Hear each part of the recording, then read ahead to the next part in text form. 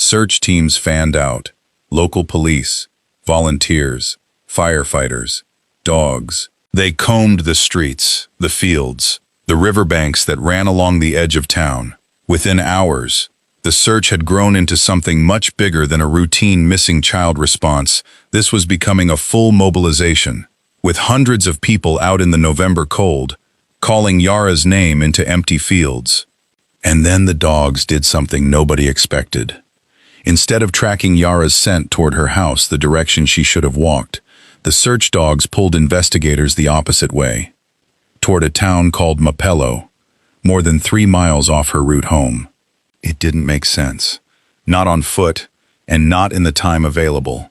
Investigators double and triple checked the dog's trail, half convinced it was a fluke, some contamination of scent from an earlier errand, or a family car ride days before. It wasn't. The dogs kept pulling the same direction, over and over.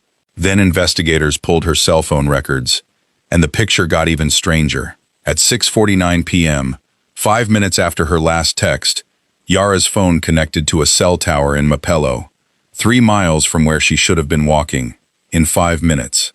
There was only one explanation. She hadn't walked there. Someone had driven her. That single data point told investigators almost everything, and almost nothing. It told them this wasn't a runaway situation. You don't get picked up and driven 3 miles against your will, unless something has gone very wrong.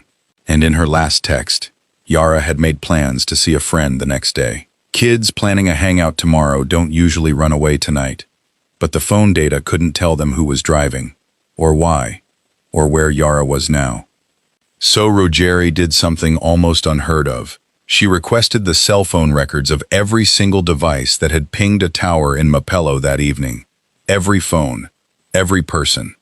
The number came back. Over 15,000 phones. Somewhere in that haystack of 15,000 numbers was the one that belonged to whoever had taken Yara. Investigators built a team to start listening live wiretaps, recorded calls, thousands of hours of ordinary Italian conversation, sifted for anything that sounded wrong. For days, nothing. Officers sat in shifts, headphones on, running through call after call grocery lists, arguments with in-laws, teenagers complaining about homework, the ordinary noise of 15,000 lives. None of it connected to a missing girl. Morale on the surveillance team started to slip. There was simply too much to listen to, and too little time to listen to it in.